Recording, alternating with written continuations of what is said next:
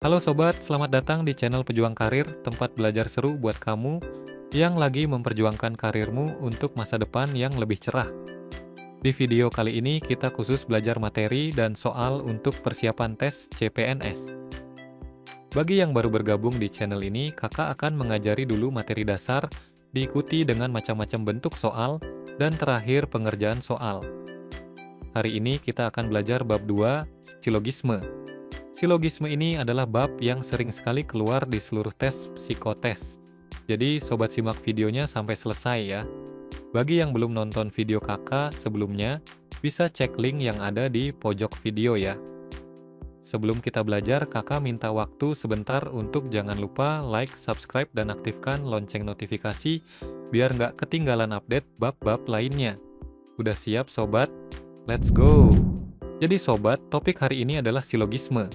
Silogisme adalah bentuk penalaran deduktif yang terdiri dari dua premis atau pernyataan dan satu kesimpulan. Tujuannya adalah menentukan apakah kesimpulan benar secara logis berdasarkan kedua premis tersebut. Sebelum kita bahas soal, kita perlu ketahui dulu apa itu premis mayor dan premis minor. Premis mayor adalah pernyataan yang sifatnya umum, biasanya menjelaskan hubungan antar dua hal secara luas. Contohnya, semua manusia akan mati. Nah, kalimat ini sifatnya kan umum sekali dan berlaku untuk semua manusia, kan? Maka ini disebut premis mayor. Lalu ada premis minor, yaitu pernyataan yang lebih khusus, biasanya menyebutkan subjek tertentu. Contohnya, Socrates adalah manusia. Dari kedua premis ini, kita bisa menarik kesimpulan, Socrates akan mati. Oke sobat, jadi kakak sudah mencari semua jenis soal silogisme yang pernah keluar di tes CPNS. Kakak rangkum ada 7 jenis soal silogisme yang pernah muncul.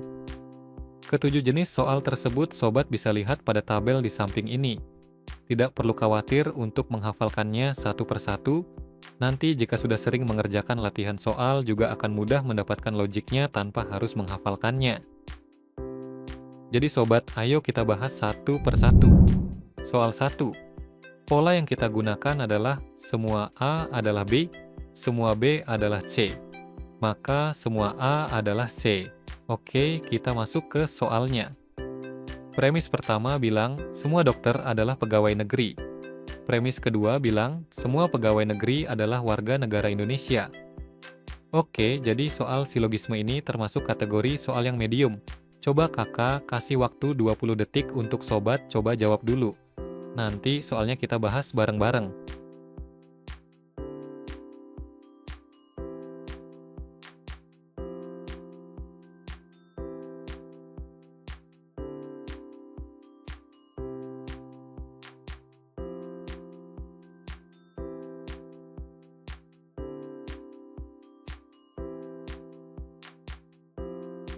Oke sobat, premis pertama bilang, semua dokter adalah pegawai negeri.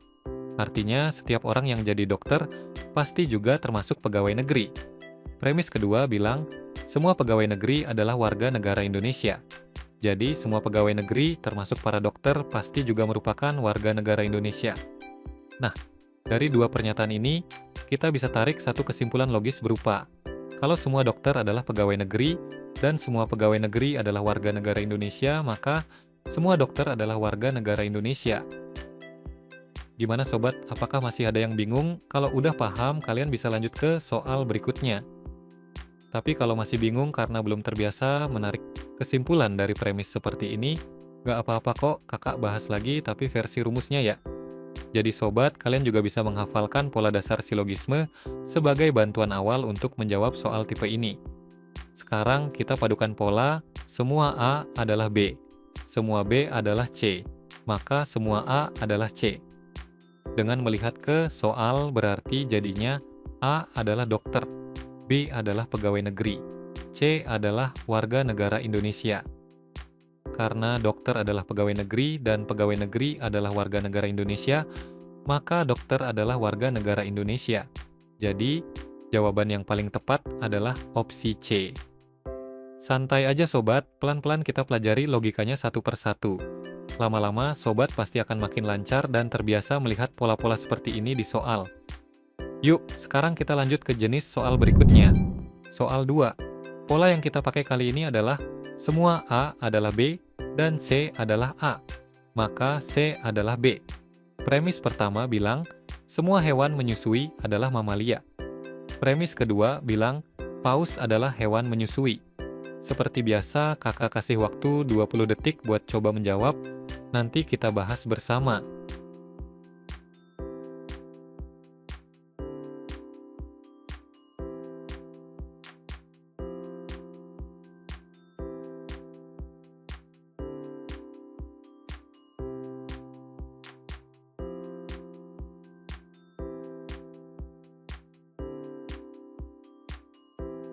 Oke sobat, premis pertama bilang, semua hewan menyusui adalah mamalia. Ini artinya setiap hewan yang menyusui pasti termasuk ke dalam kelompok mamalia. Premis kedua bilang, paus adalah hewan menyusui. Jadi, paus adalah bagian dari kelompok hewan menyusui. Nah, sambungkan. Kalau paus adalah hewan menyusui, dan semua hewan menyusui adalah mamalia, maka jelas, paus adalah mamalia. Simple banget kan? Ini adalah pola klasik dalam silogisme, yang logikanya lurus dan langsung. Jadi berarti di soal ini A adalah hewan menyusui, B adalah mamalia, C adalah paus. Karena semua A adalah B dan C adalah A, maka C adalah B. Jadi paus adalah mamalia. Maka jawaban yang paling tepat adalah opsi A. Paus adalah mamalia. Kalau kamu udah mulai terbiasa dengan pola-pola ini, kerjain soal silogisme bakal jauh lebih cepat dan akurat. Yuk lanjut ke soal berikutnya. Soal 3. Kali ini kita pakai pola, tidak ada A yang B, kemudian C adalah A, maka C bukan B. Langsung aja kita masuk ke soalnya. Premis pertama bilang, tidak ada ikan yang bisa terbang. Premis kedua bilang, lele adalah ikan. Oke, kakak kasih waktu 20 detik mulai dari sekarang.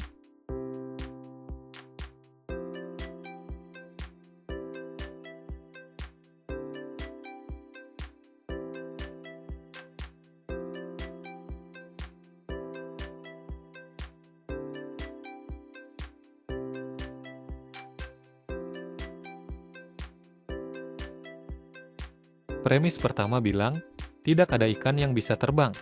Artinya, semua ikan tidak termasuk ke dalam kelompok yang bisa terbang. Premis kedua bilang, lele adalah ikan. Jadi, lele adalah bagian dari kelompok ikan. Nah, kita tinggal sambungkan keduanya. Karena lele adalah ikan dan tidak ada ikan yang bisa terbang, maka jadinya, lele tidak bisa terbang. Sederhana kan? Ini pola silogisme negatif yang sering banget muncul. Jadinya berarti, A sama dengan ikan, B sama dengan bisa terbang, dan C sama dengan lele.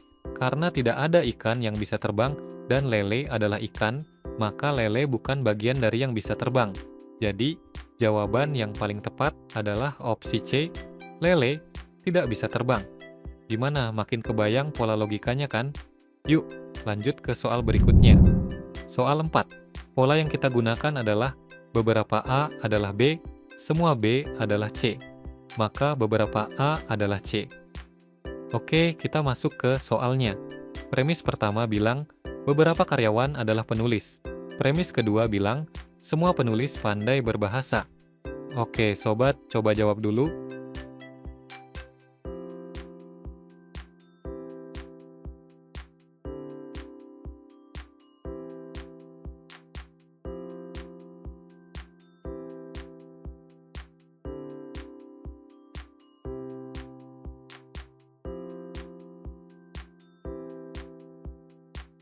Oke, kita bahas. Premis pertama bilang, beberapa karyawan adalah penulis. Ini artinya, ada sebagian karyawan yang termasuk dalam kelompok penulis. Premis kedua bilang, semua penulis pandai berbahasa. Jadi, semua orang yang termasuk dalam kelompok penulis pasti pandai berbahasa. Nah, sekarang kita sambungkan. Kalau beberapa karyawan adalah penulis dan semua penulis pandai berbahasa, maka beberapa karyawan juga pandai berbahasa. Ini pola yang logis dan valid. Tips dan trik penting nih dari kakak. Kalau kamu lihat kata beberapa di premis, sobat harus langsung waspada. Biasanya, kamu bisa langsung eliminasi jawaban yang mengandung kata semua. Kenapa? Karena dari data yang hanya sebagian, kita nggak bisa menyimpulkan hal yang bersifat menyeluruh. Oke, kita balik ke soal. Berarti A adalah karyawan, B adalah penulis, C adalah pandai berbahasa. Beberapa A adalah B, semua B adalah C, maka beberapa A adalah C. Jadi, beberapa karyawan pandai berbahasa. Jawaban yang paling tepat adalah opsi B. Lanjut yuk ke soal berikutnya. Soal 5. Pola yang kita gunakan adalah semua A adalah B, beberapa B adalah C. Maka tidak dapat disimpulkan. Kita masuk ke soalnya. Premis pertama bilang, semua anak adalah pelajar. Premis kedua bilang, beberapa pelajar adalah atlet. Gas sobat, coba jawab dulu ya, biar sekalian latihan.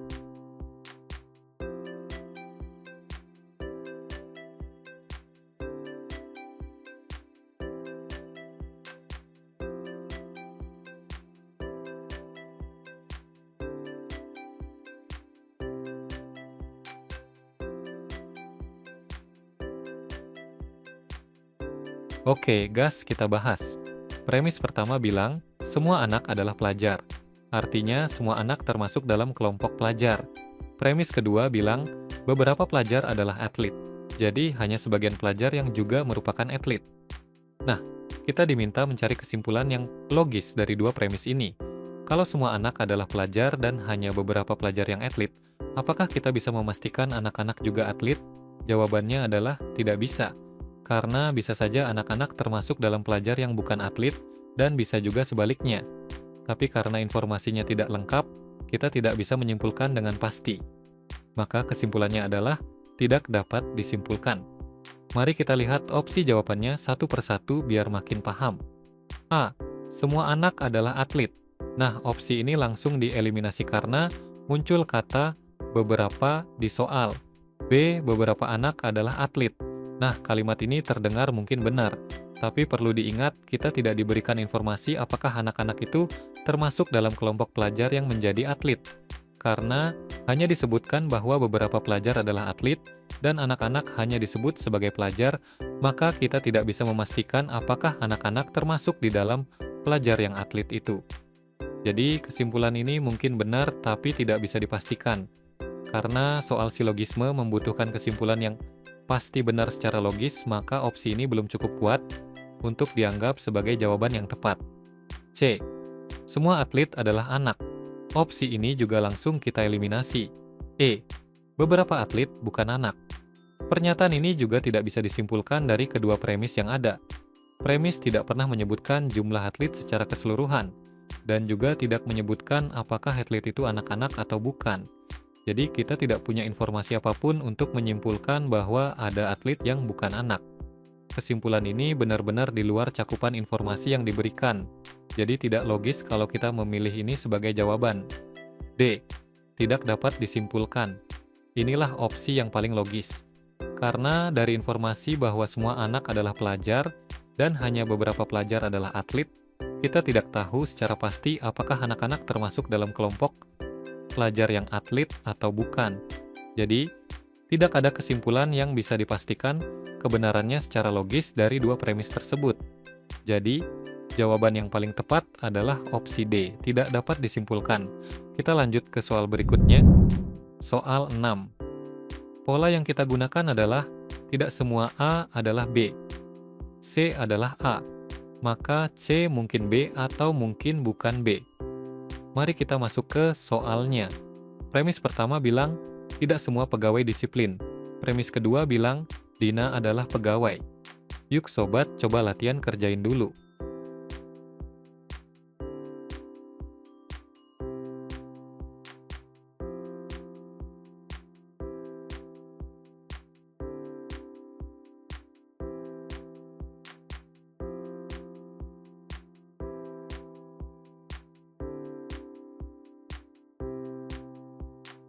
Mari kita bahas. Premis pertama bilang, tidak semua pegawai disiplin. Artinya, sebagian pegawai disiplin dan sebagian lainnya tidak. Premis kedua bilang, Dina adalah pegawai. Jadi, Dina adalah bagian dari kelompok pegawai. Sekarang kita diminta menarik kesimpulan tentang apakah Dina disiplin atau tidak. Karena premis hanya menyebutkan bahwa tidak semua pegawai disiplin, itu berarti ada pegawai yang disiplin dan ada juga yang tidak.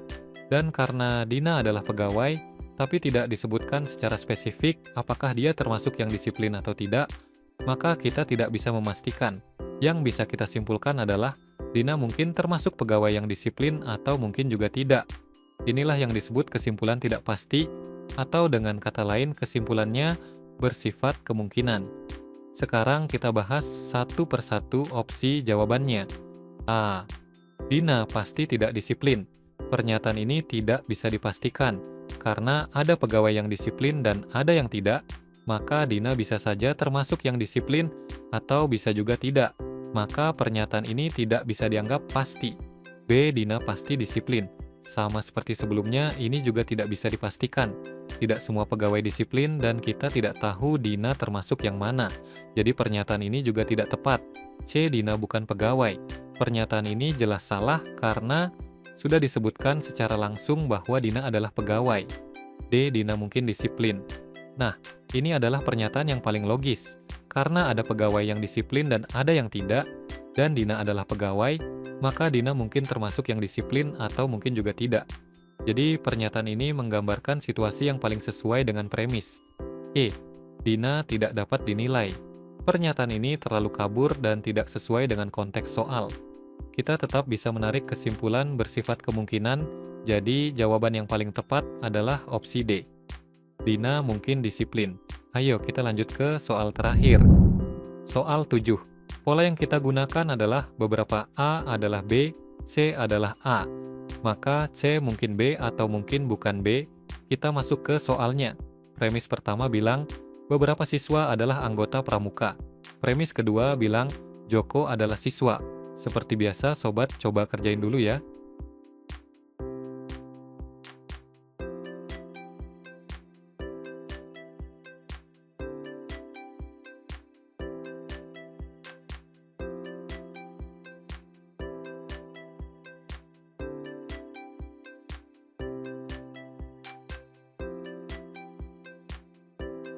Oke, kita bahas.